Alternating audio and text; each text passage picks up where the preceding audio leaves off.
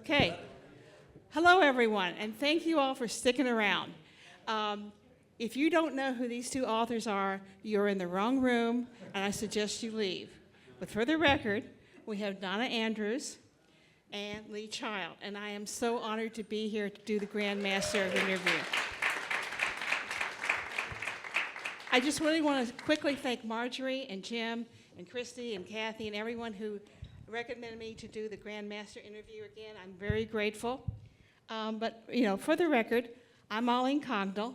I review mystery fiction for the Sun Sentinel in Fort Lauderdale, Tribune Wire Services, and Shelf Awareness.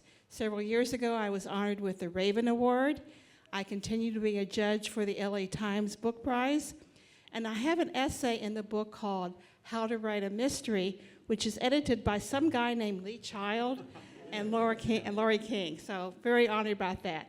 For the record, Donna Andrews has written more than 50 novels. 40 novels, okay. 44 by now. Okay. Most of them in the award-winning Meg Langslow series. Sorry, a little bit nervous here. And she's a founding member of the Mid-Atlantic chapter of MWA. Lee Child has given us more than 30 novels in his Jack Reacher series, which is continuing under the guidance of his brother, Andrew Grant. And, the choice of this year's Grand Masters, I think, is just inspired, because Donna and Lee represent the entire arc of the genre, from the light mysteries, the cozy, the amateur sleuth, to the hard-boiled loner. And that really says a lot about our genre and the stories and the characters that come from it. So let's just get on to it. Lee, I want to start with you. I like to take these interviews at first and bring the audience and the author back to the beginning of their writing career. Now, Lee, start with you. You had been working in television when you got fired. And it's public knowledge. As your website says, you hatched a harebrained idea to write a best-selling novel that would save your family from ruin. Okay, everyone wants a best-selling novel, but then you bought paper, pen, and by God, you sit down and did it. I remember being at Sleuth Fest one year with your editor, and he said, I got this new author. I think he's really going to be big. And by God, he was right. So let's talk about the origins of Jack. Yeah, well, it was exactly like you said. I was out of work, and I was also unemployable because I'd worked in television, and as well as my day job, which was as a director, actually it was an evening job, a nighttime job as well. I was shop steward for a union, and it had been a long and messy demise of that station, and I had been fighting like crazy in very underhanded ways, I have to admit. The main thing that management never realized is that they work 9 to 5, and we work 24/7. Right. And so as soon as they were out of the parking lot in the sort of at 5 or 6 or whatever it was, I had a SWAT team of cleaners that would steal everything written from their office. Or they would look in the trash cans, and anything that looked like a draft of a memo torn up, they would get. They would check under the platens of all the photocopiers, because so many people leave documents in there. I was the single best informed union organizer ever. And so what they imagined would be, and I don't want to relate this too closely to current global affairs, but what they imagined would be a quick 1-week campaign to get rid of us ended up being 2 years and 3 months. And so by the time they finally got rid of me, which was on the phone, I went to Spain on vacation, and I got back, and the third message on my machine was, you're fired, don't come back, your swipe card doesn't work. Oh my God. So then, what was I going to do? I couldn't get another job. But I'd been a reader all my life, and I thought being a reader was just great. I love reading. I love it when somebody else does all the work, and I just sit there and read it. I had loved reading, and it was time to put up or shut up. You know, I thought, I remember sitting there thinking, I'll write a book. I've read some, how hard can it be? Just ask them. Donna, as I understand it, you always wanted to be a writer, and you majored in English and drama with a concentration on writing. But you took a 25-year detour into corporate, and you worked for a company for 25 years. What finally, as you said, kicked your butt to start writing? Well, one of the things that I started writing in grade school. My first stories were written in either second or third grade, and I wrote on and off all the way through. I was writing concentration, but getting out and the whole making a living thing hits you hard, and the time was not. You just didn't have as much time as you did as a kid or in school and in college. But one of the things that, and I don't know when it hit me, but at some point, I suddenly realized that I was working for a company called the Student Loan Marketing Association. After a few years, I had said everything that was in my heart to say about student loans, and then some. But I wanted a paycheck, and they wanted brochures and reports and newsletter articles, and I had to figure out ways to make myself write, even if I wasn't in the mood to write about this.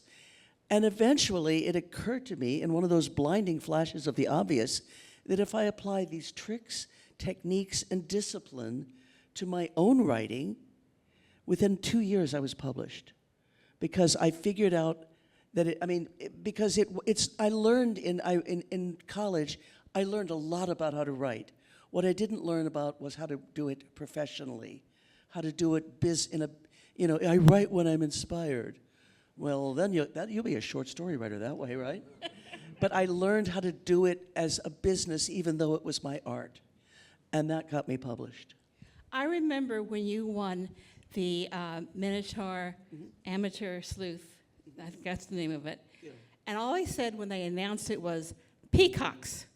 And that was the beginning of Murder with Peacocks, your first book. Well, yeah, they had a custom with the that was actually when I won the Agatha Award. Okay. They had a custom in those days of reading the first couple of sentences of the winning book, and so the first word of that book, Murder with Peacocks, was peacocks.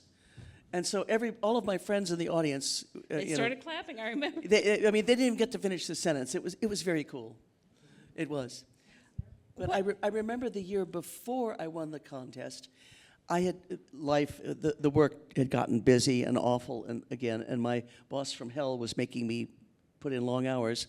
And I remember sitting the year before I won the contest, sitting in the audience, watching another person get that award, winning the contest, which the reward was you get published with a standard contract. That's a prize.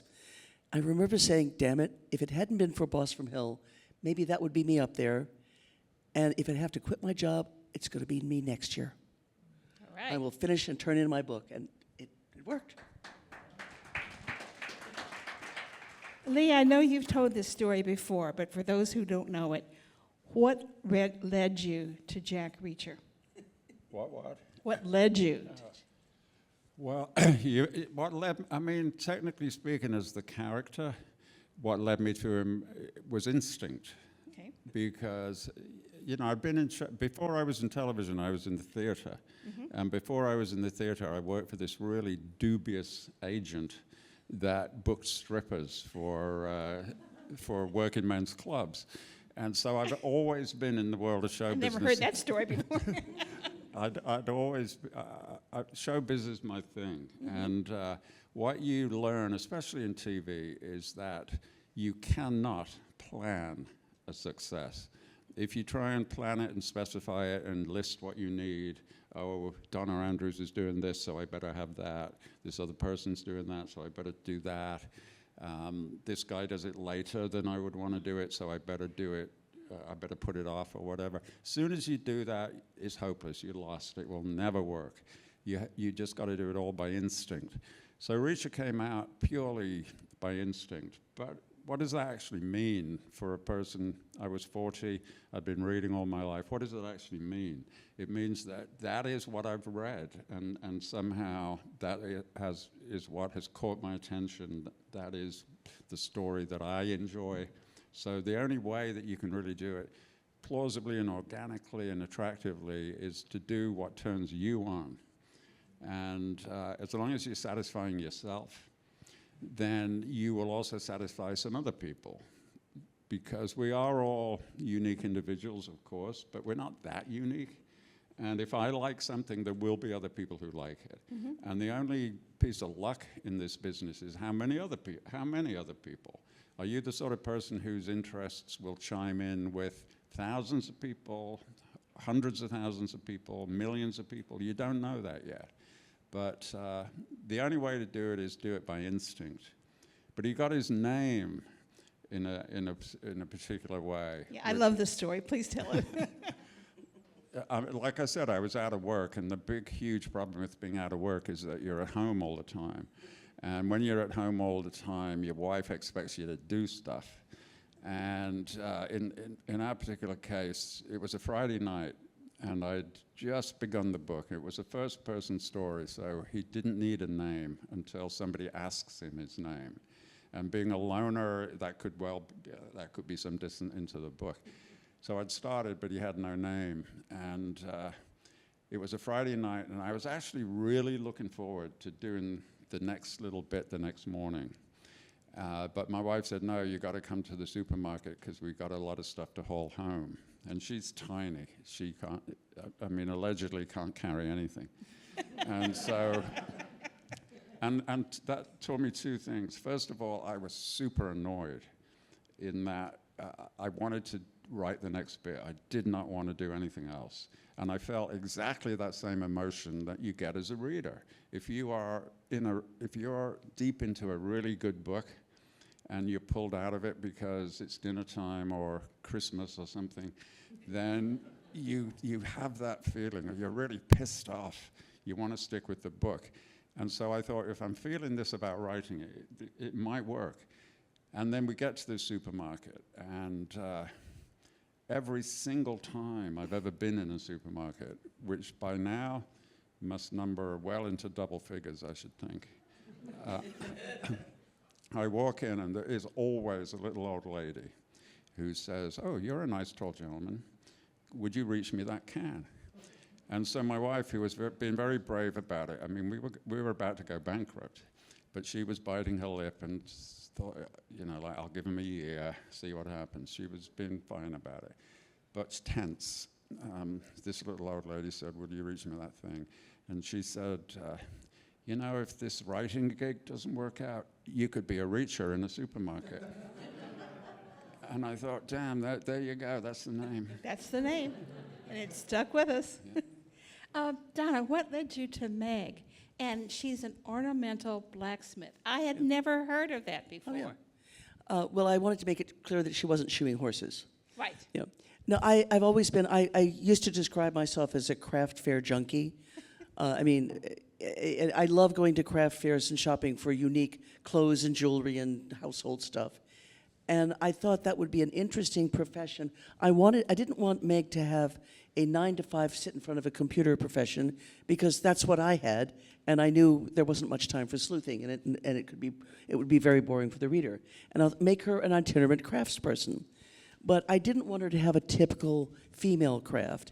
And I thought, if I make her a blacksmith, because I love wrought iron, and I always stop by and watch the blacksmith. There's a blacksmith, my favorite blacksmith, who's now retired, because that was 20 years ago I started watching him. His name is Daniel Boone. He is a descendant. He's like a 5th or 6th generation descendant of the Daniel Boone, and his sons are also blacksmiths. And he's a good old boy in a cap and overalls, but when he picks up his hammer, and he's an artist, he does these wonderful fluid-looking vines and stuff. And I thought, yeah, Meg can do that. And it was a really great life decision, because not only was it good for Meg's profession in the book, but it used to be people would say, oh, Donna's going to a craft fair spending money again. And now, of course, if I go to a craft fair, I am doing research. And you've got a tax deduction. Yeah. So, win-win. Yeah, I try. As I said, that both of your books are at the arc of the genre, but I think you also, both of you, have been at the forefront in the changes in the genre. Lee, you kind of gave us a new version of a loner. And there's a lot of, I think, Western elements in Jack Reacher. Let's talk about that. Yeah, I mean, that is a very common reaction that, this is Shane or this is from the US Westerns. And, that is actually not right. Or it is sort of temporarily right, Okay. in as much as, of course, there was the mysterious stranger, like Zane Grey. I love Zane Grey. And you get these stories where there's a tiny isolated homestead, and all the men are absent because they're on a cattle drive. And it's only the mother and the children, and there's desperate danger and peril, and it's all about to go totally bad. And then suddenly a mysterious rider rides in off the range, and in exchange for a woman-cooked meal, he will unsheath his rifle, take care of the problem, and ride off into the sunset. And get that meal. Yeah, he gets the meal, of course. And that was... not invented by the Westerns. That was imported. That same story happened hundreds of years earlier in Europe, when the Black Forest was a huge, dangerous place. And instead of being a homestead, it would be a small band of pilgrims on their way maybe from Canterbury to Jerusalem. And they'd be in the Black Forest, desperate danger, peril, just like the homestead. And it was all about to go really bad, and a mysterious knight rides out of the trees, takes care of the problem, rides on. And you can trace that back even further to Scandinavian sagas, Anglo-Saxon battle poems, Greek myth. You could even say it started in the Iron Age with religious myths, the sudden appearance of a savior. Mm-hmm. And so that it's a character that has been around forever. Literally thousands of years, central to human narrative. And the reason why, why do we keep on reinventing that same concept? And the answer is because we all want that. We dream about that, we yearn for it, that everybody in this room has a problem of some kind. Hopefully it's not a serious problem, it might be, could be anything. But wouldn't it be great if you're sitting there fretting about your problem and there's a knock on the door and you open the door and there's this giant silent man who fixes your problem and then goes. And the going away is the going away is totally important. The only story in general mythology where that didn't happen is the Pied Piper of Hamelin. Who he stuck around. He didn't leave. He stuck around because he hadn't been paid. Right. Which is, very central to life as well. He stuck around and murdered all the children. So sticking around is a problem. They've got to move on. Reacher is really just another iteration of something that has been around for literally 5,000 years. And so that's why he works. He is market tested already. And I think the thriller is the first genre we ever had, going back to the caveman. They didn't sit around talking about coming of age. Thank you very much. That's what I cannot stand it when these literary snobby people, none of whom are in this room. They talk about it as if, somehow they are the central strand of literature and we are embellishments to one side or the other. And that's absolutely not true.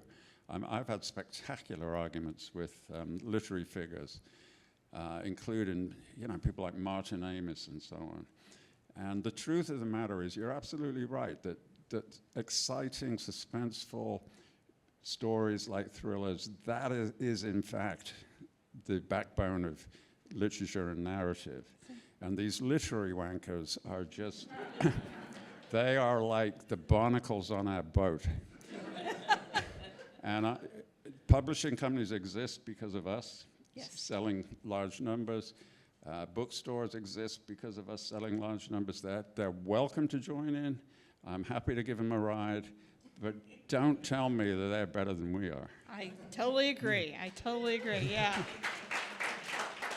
I was on an Australian TV show once and having this argument, and they said, but you couldn't write a Martin Amis novel. And I said, of course I could. It'd take me about 3 weeks. And they said, well, how would you do it? I said, well, I'd just leave out the story, the character, the suspense, the drive. And not to bash him, but when he tried to write a police procedural. Yeah, this is it. I've said to them, these bitter, jealous people, I said to them, they say, oh, you crank it out and all of this. And I'm like, all right, well, you do it. Just do it once. Just do it once. You can send all your children to college. You can send all your grandchildren to college. You can buy them a house. Just do it. What would it cost you? Just once, 1 year, just to do it, and then you're set for life. And they, oh, well, maybe. And they never do. Donna, at the same time, the amateur sleuth, the cozy, was undergoing some changes before Meg came along. But I think you took it to another level. And your books have touched on many things, the environment, animal rights, conservation. Let's talk about the changes in the amateur sleuth, the cozy. Well, one thing I think I've tried to do, I don't know whether I've done it always throughout my career, but I've become more and more conscious of it as time goes on, is that the way a lot of people write amateur sleuths, it has started to really annoy me because the police are not, in general, either stupid or corrupt. There are stupid police and corrupt police, but by and large, an amateur isn't going to be able to solve a crime, usually. There's a reason the police are there, and the more I write, the more I work on having my character, my amateur sleuth, work with the police, not for the police in terms of an agent of the police, but if she finds a clue, the first thing she does is go running to the chief to give him the clue so she can get back to whatever she's supposed to be doing. The murders usually happen as an interruption in something that's going on in her life. Mm-hmm. She's organizing, in the first book, organizing 3 family weddings. In other books, she's helping put on a festival or having a big family gathering. But I really like to make sure that if she's an amateur sleuth, she is going to solve the crime, but not because she's smarter than, or more dedicated than, or more honest than. She just happens to be in the right place in the right time and knows the people she's working with and is good at figuring out people. And so I think the amateur sleuth the police are just not getting this. I'm going to have to solve this. I think it should have its day. We should have much more, and we do have amateur sleuths solving crimes. I think the genetic genealogists have now become kind of professional, but when they first started getting involved in police investigation, they just looked around for a genealogist who would work with them, and it worked. But one of the things I do, people say, how do you keep a series fresh? I kind of try to work in whatever I'm interested in at the moment. I'm a bright, shiny person. I really like, I'm easily distracted by cool stuff. And if I find cool stuff that I can work into a murder plot, I'll give you an example. You know how we all have rabbit holes we go down when we're writing. What we're doing when we're at the computer and we should be writing, but we're not. Like for many of you, it will be solitaire. I watch I started out watching dog and cat rescue videos. Those videos where you show the kitten who's going, and then they hold out the tube of processed meat, and suddenly that human isn't so scary anymore. Suddenly that human is my new best friend. Or the dog with his ribs showing, and then they show the after pictures, and he's lying on a cushion with a full, I love seeing that. I'll start crying. I love Well, if you watch something, Facebook will try to, and the internet will try to show you the adjacent stuff. So they started showing me videos of horse rescue. And the more I got into it, the more I realized there was a lot of, I like horses. I never had a horse as a kid, but I was one of those, Daddy, we have room in the backyard, kids. He never went for it. But I realized, I got interested in this, and I started doing some research and realized this would be a great plot. Suddenly, Meg has her friend Ragnar Ragnarsson, a retired heavy metal drummer who is filthy rich, and he has a large estate that he's busy turning into a castle. It now has towers and a moat, and a lot of wrought iron, which is why she's there. And Ragnar says, just bring the horses if you don't have a pasture for them. So there's 50 horses suddenly arriving in town that need people to help take care of them. But along the way, I try not to get too graphic about it, but I try to bring out why these horses are being rescued and what they're being rescued from and what's going to happen to them if they don't get rescued. And it's fun for me, but it also kind of lets me feel a little less guilty about having fun, because my dad was an environmentalist. My dad was an environmentalist from way back. He was a marine biologist who saw what overpopulation and pollution was doing to his beloved oysters. Yes, he was a specialist in oysters. So it's kind of natural to work in whatever I'm upset about, fascinated by, you know? And that's what I love about reading books by people I know. On one level, you get a great story. On the other level, it's like a letter from your friend. This is what is on your mind that year. I love that. My equivalent of the cat video is car crash videos. I watch those on YouTube all the time, and 90% of them are dash cam, and they come from principally the US, Britain, Australia, and Russia. And what's really interesting about them is the reaction of the people inside the car with the dash cam. Okay. In the US, there's some horrendous crash, and people are genuinely shocked and upset. Yeah. Oh my God, oh my God, oh my God, look at that. You know, really upset about it. In Britain and Australia, the same. They're contemptuous of the person that's made a mistake. Like cartwheeling down a bank, what a fucking idiot, what a wanker. And in Russia, some horrendous crash, and it's like they're reading out a very solemn paragraph from Tolstoy. This crash goes and and you never know when you're going to get an idea from those little peregrinations on Facebook. Exactly. I wrote an entire short story based on a car crash video. My next book, not car crash video, but I found out what people in England are doing now. Fox hunting is becoming in great disrepute. In some places, it's illegal. In some places, the landowners won't let you ride over their ground. And in other places, you just get protesters. And I mean, it's not thought of well these days. But there's a lot of people who love riding to the hounds with the bright red jackets and the beautiful horses and the hunt breakfast and all that. So they've found a new thing to chase instead of foxes. Volunteer cross-country runners. There's no kill at the end. The dogs, they get friendly dogs with a lot of stamina, and at the end they just try to lick the person to death. Yeah. But you know, can't you see that happening in a humorous book? I was delighted when I found that.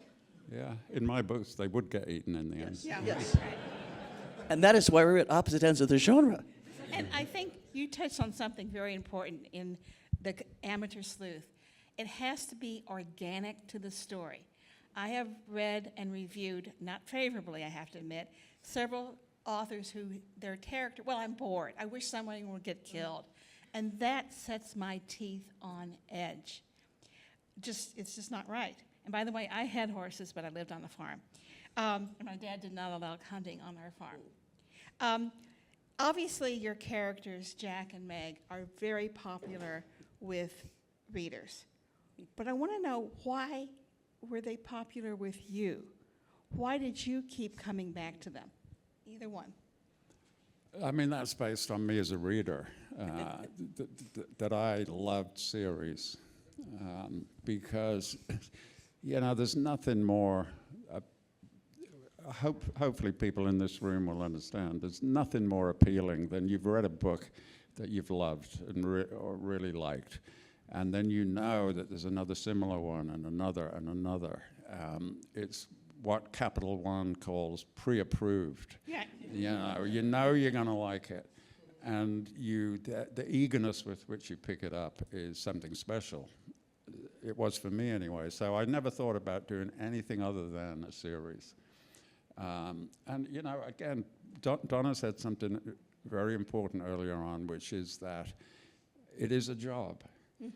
And you've got to believe, it's an odd thing, you've got to believe two things 100%, which is not mathematically possible really, but you've got to believe both halves of it 100%. Yes, it is a craft, it is an art, it is a noble tradition stretching back hundreds of years, all that good stuff it is.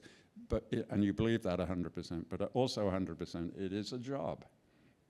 And it's how you make your living, and you've got to do it diligently, and you've got to find ways that will make it endure into the future so you don't have to get another job. And a series is great for that because people get hooked and they want the next one and the next one, much more so than, you know, who are the great standalone writers of the current era? You might want to say Stephen King. Because you know, Stephen does all kinds of different things, and you're never sure what it's going to be. But you pick it up because it's Stephen King. But to me, that is one speed bump that you don't need. You need the reader to know what it is. And so if you've got a successful character, make it into a series, because that is easier than starting over again each year with something that is not yet tested by the reader. You want to know what Jack's been doing? Where's he been? Yeah, I mean, you know, absolutely. It's like an old friend drops in for a couple of days and then tells leaves. you what's going on and then leaves. Yeah. Yeah, I could say what Lee said, but don't have me up here to do that, because the idea, it's a job as well as your art. With my second book, I turned it into Ruth Cavan, and she gave me some non-trivial critique. She emailed my agent to say, well, you know, the book is pretty good, and of course the first one is done so well that we'll be happy to publish the second one, but could be so much better if Donna were willing to do some revisions. And I thought about it, and I had been working by this point over 20 years in a corporate environment, and my reaction was the same I'd do it on the job. It's like, okay, what don't you like? What do you want instead, and when do you want it? Because that's what I had spent 20 years doing. It may be my art, and she may appreciate my art, but it's also business for both of us. And I think, although she loved my first book, I think my reaction to the first time she wanted substantial changes really cemented our relationship. And maybe it was, you know, I was still a baby writer, but I knew whatever she wanted, I could come up with a way to do what she wanted and still make it my book. So, yeah. But like Lee, I like reading series. And so when I started creating the Meg series, I stuck in a lot of things that I might or might not use in the first book. I gave her a large, weird family because I always wanted to have a lot of family members to pop up and cause problems. I gave her a father who was a doctor because it's useful to have a doctor around when you're killing, with a passion for mystery, because I figured I gave all sorts of things that I never really played with in the first book, but they were tools in the box that I knew if I was lucky enough to sell the book and get a series, I could pull out this piece and that piece.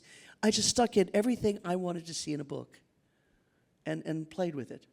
And I think it was a while before we saw all members of the family. Well, you haven't seen all of them yet. Oh, okay, good, good. You know, Meg has one of these extended families where if she's your mother's generation, she's an aunt. If she's your daughter's generation, she's a nephew, and everybody else is just cousins. I had a slight romance between two of the cousins at one point. People said, "Is that?" No, they're third cousins once removed. It's okay. It's a big family. In the course of a series, I think the character often has an arc and has to change. Maybe not Jack Reacher, but I have to believe that he has changed his toothbrush occasionally. I would think at the same time, writing a series and over several years, the author changes, either your approach to writing or how you write or, you know, how the writing has changed you. Is that true? Well, first, let me say, this idea that a character must have an arc and must have a journey and all that kind of stuff, I just hate that. Okay. I mean, to me, that is sort of MFA bullshit. You know what? It's not about you, or it's not. This is the key thing. It's not about the author. It's not about what the author thinks maybe he wants to do or should do or anything like that. It's about the reader. What does the reader want? And the reader falls in love with the character. Whoever it is, Sherlock Holmes, for instance. What journey did Sherlock Holmes go on? How did he change over the arc of Conan Doyle's stuff?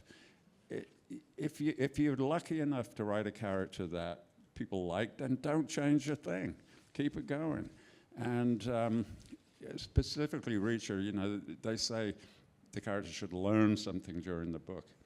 I don't think so. Reacher knows it all already. It's just a question of doing it, you know?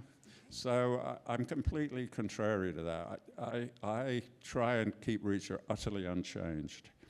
But of course, you're right. You know, the author gets older, gets wiser, has different life experiences, ends up in a different place. So inevitably, the author is a different person. Then it becomes like a discipline to keep the character the same. You know, I'm hopeless with all kinds of technology, so Reacher is always behind the curve in terms of computers and so on. But I try, and especially with my brother now, who is smarter than I am about that stuff. You know, he's dragged him at least into the 20th century, if not yet the 21st, when it comes to that. But I hope Reacher hasn't changed at all. And Except the toothbrush.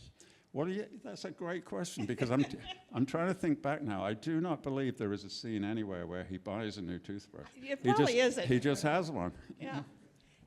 Your brother can write that scene. It will be in Breakthrough. How have you changed, and Meg certainly has changed. Well, she hasn't.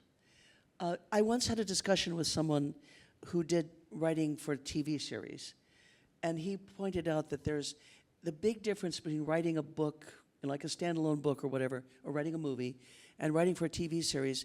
If you're writing for a TV series, you have to put the pieces back in the box the same way they came out. That doesn't always happen. There's some TV series that break that these days. But for the most part, you can write a Star Trek episode. You can have Spock become emotional and fall in love. You can have McCoy become a serial killer. You can have Kirk actually. I mean, I love William Shatner. I hate William Shatner. You can have Kirk suddenly become a disciplined, organized, you know, down to earth. Whatever you think Shatner's Captain Kirk is not. But at the end of the episode, you got to put the pieces back in the box so the next person can play with them, even if the next person is you. So there are ways in which Meg has changed. She started out single, met the man who became her husband, and now she has twins who are on the cusp of adolescence. But Meg hasn't changed. Meg is, I mean, we all are the same people we were in 12, just with new ideas. Meg is still the sane, organized center of a weird world. I once had a discussion with Ruth Cavan about what made Meg funny, and Meg isn't funny. Meg is the straight man for all of her family, which, you know, we discussed how, and for that reason, if I ever take my characters on the road, I mean, Jack Reacher is always in a new town. Meg is almost always in the same place, unless I can figure out an excuse to carry a large portion of the cast with her so she has those crazy relatives to react against. Meg detects because someone she loves is in danger, is suspected, is a suspect, might be the next victim, is going to have some loss as a result. Meg detects to protect her family, and Meg is always there, the center of everything. That has not changed from book to book.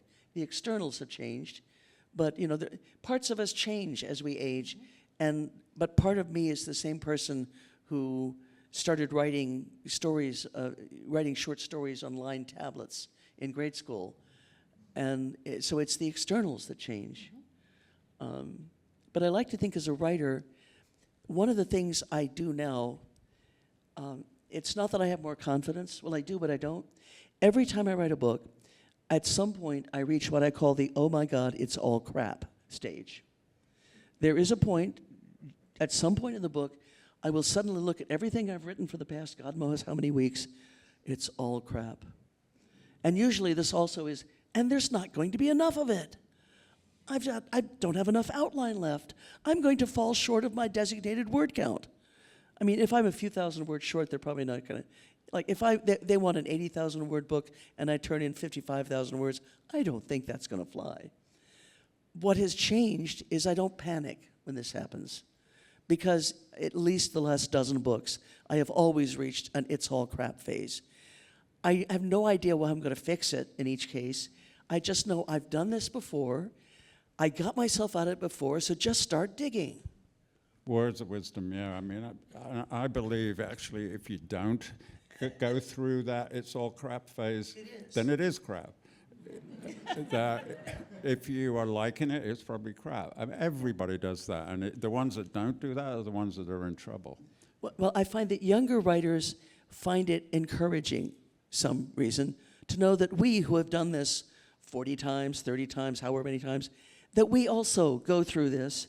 That doesn't get better. What gets better is you teach yourself ways to snap yourself out of it sooner. Yeah, I mean, there's a saying that you never learn how to write a novel.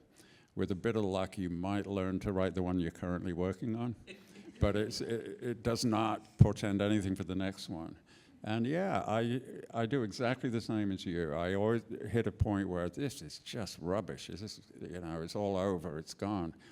And then they're going to find me out. Yeah, that I can't do this. And also about it's going to be too short. In fact, one of my books, the working title was "The Book That Wants to Be Too Short," because it just wouldn't. There was no content. But like you realize, I sit there thinking, look, I've done this 18 times before. Probably the 19th will work, and it usually does. Lee, in January of 2020, you announced that you were retiring from writing, and you were turning your series over to your brother, Andrew, and he's kept the mantle going. Why did you do that? And do you ever confer with him on stories, or? I mean, why did I do it? I did it because, again, everything I do is based on how I felt as a reader. Okay. And when I was a young person, a kid and a young adult, well into my 20s probably, you'd start some new series or some new author, and it was great, and the second one was fantastic, and the third one, I mean, just mention any author. Alistair MacLean really was the first one I noticed this with. The first 6 or 8 Alistair MacLeans are just fabulous thrillers. And then he falls off a cliff. He got lazy and tired, and he ran out of gas, and he went to Switzerland to be a tax exile, and he became an alcoholic, and it was just awful. I would also say Robert B. Parker, the Spencer books, the first 4 probably were unbelievably good. And then there was a huge, long U-shaped dip. The final few were okay again, but it was just really bad. And especially as a young person, I felt so betrayed by that. You'd put so much emotional investment into loving this series, and now it was rubbish. And I hated that. And it seemed pretty inescapable. There's very few authors that really did a uniform standard over their whole career. And so when I became a writer, I said, I'm not going to do that. I will never phone it in. If I ever sense that I am running out of gas, I will stop. And I was probably hyper-vigilant about it. Probably, as a public confession, probably because I wanted to stop. I've always been obsessed with being retired. I just want to be retired. When I started out at elementary school, which was in 1959, my grandfather was retiring, and I didn't understand what it meant. And I remember saying to my dad, "What does that mean, retiring?" And he said, "Well, he's just going to stay home and do whatever he wants." And I thought, damn, that sounds good. And so kind of my entire life has been a desperate quest to get to that point. But mainly it was this promise I made. I would not phone it in. And the last solo book I did, it usually takes me between 80 and 90 working days to do a book. And somewhere in there were 2 days where I thought, I don't want to be doing this. And I took that as a bad sign. I thought, this is it, this is the end, I've run out of gas. And so I had a long-term plan for when that point was reached. I even had a title. The last book was going to be called Die Lonely. And it was going to be Reacher backed into some terrible corner where in order to protect the person he was with, he had to give himself up.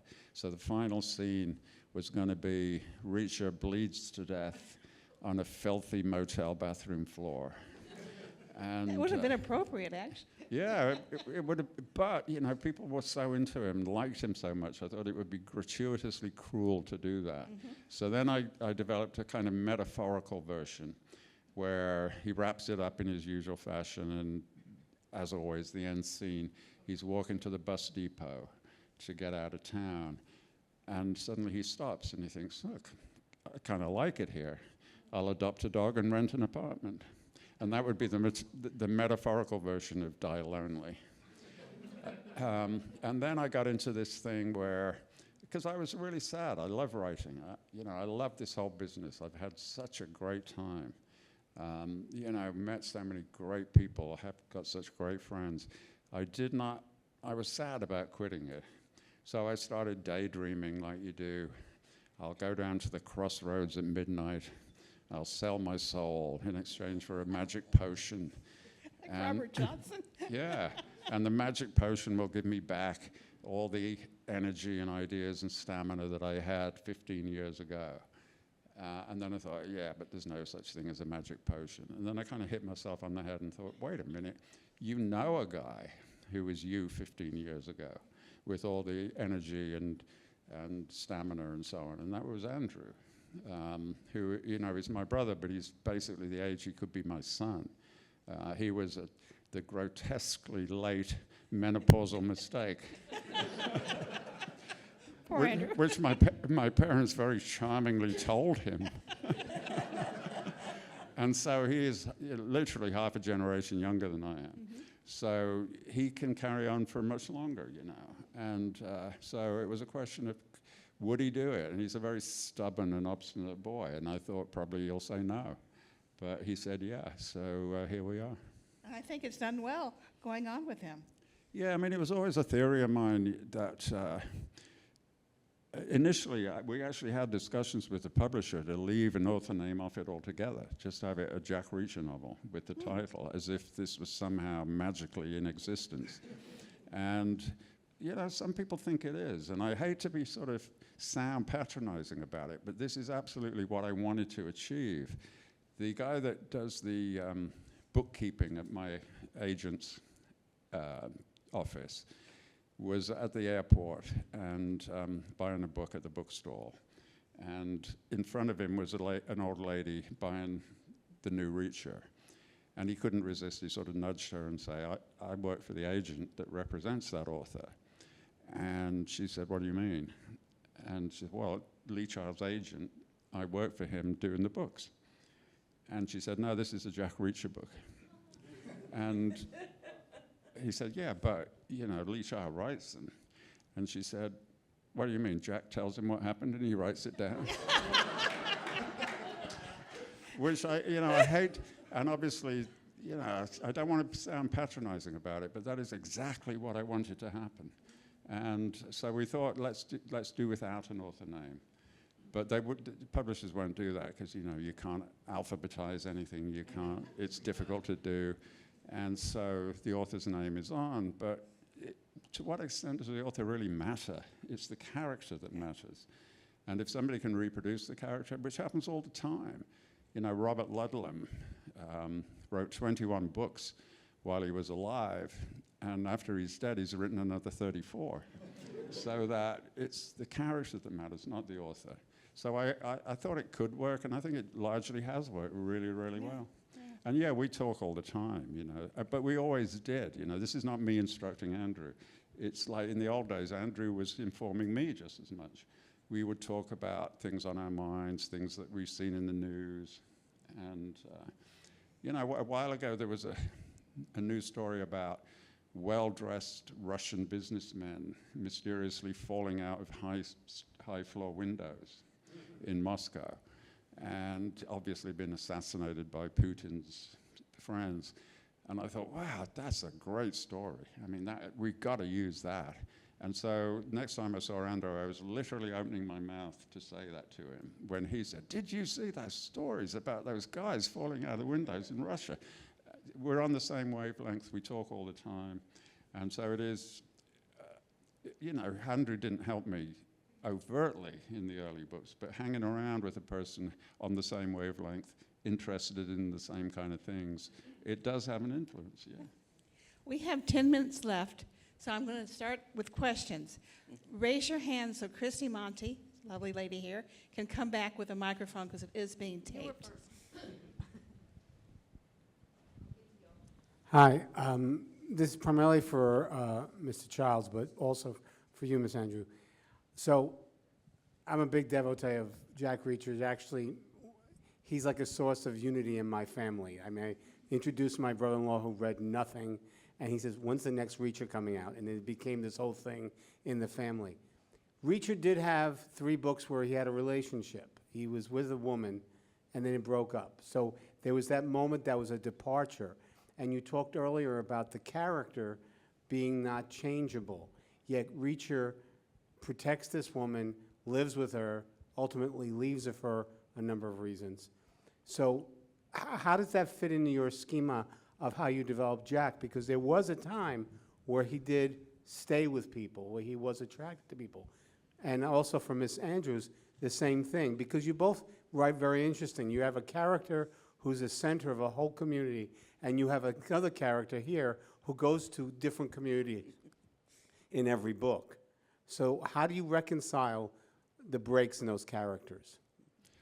Well, I think from my point of view, I'm not keen to sort of make it overly academic or anything like that, but I think there is a hidden strand in Reacher, that there's a hidden tension inside him, that he loves his solitude, but he's intensely afraid of being lonely, and he cannot balance those two things.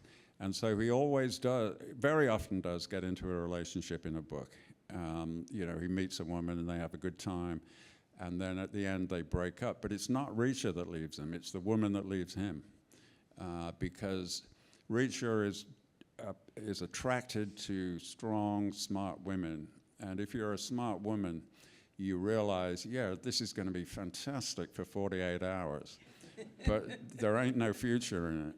And so Reacher is cursed by the people he likes are smart enough to know it can't possibly work. So it's not a love him and leave him thing for Reacher. He would love to stay. He would love to have them on the road with him, but they won't do it. They leave him. And so there is that kind of psychological thing in his personality, that he needs solitude but fears loneliness, and he can't make the two ends meet. Donna? I'm not sure what Meg would do without her family, because as I said, she's only funny because of her family. She's only motivated to. If Meg were suddenly orphaned from her family, you would have no more Meg books. She would have no reason to sleuth. But yeah. Do you ever see yourself not writing Meg? I mean, you've had a couple. Not really. It's interesting, picking up on what Lee was saying in the last question. It's like, I haven't thought of retiring, but one of the things that I love seeing in reviews occasionally is someone says, this series, it's amazing that the series hasn't lost its luster in however many books. I love it when reviewers say something like that, because it means that, I think I'm still enjoying it and still doing it well. And when I don't enjoy it, I will just talk to my agent and say, can we, but you don't necessarily know you've lost it. And when I see a reviewer saying she hasn't lost it, it reassures me that I should keep going, because I want to for now. Yeah, I hope so. Yeah. Other questions? When you think back to your early novels in the series and then through your 30 and 40 novels, inevitably you've gotten better as a writer through that time. How do you see your improvement in terms of what improved character, the plot lines or whatever, and how did that improvement actually happen? You- Did you you study know, what you were doing? And I'm look not to sure that's true in my case. That because until a few years ago, I had never ever reread any of my books. I finish them and move on to the next one. I never reread them.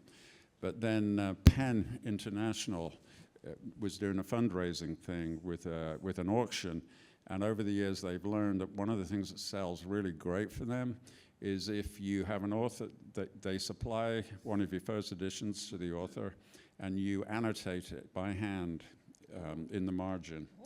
You know, why did I do this? Why did I choose that word? Why this? Why that? You just go through and literally make notes in the margin, and then they auction the book. And so they wanted me to do Killing Floor, my first book, and this was 25 years, I think, since it was published, and I had never looked at it in 25 years, never reread it. And so I had to go through it, and I was expecting to be a little embarrassed, you know, clunky first novel stuff, but actually it was really good. And I thought, damn, this is really good, and I felt great about myself for about 24 hours, and then the next day I'm thinking, what? I haven't got any better since my first book? And, you know, honestly, I don't think I have. I think, I hope I've maintained the standard, but I don't feel that I've really grown as a writer much at all. I think we have time for one more question, and looks like Les back there.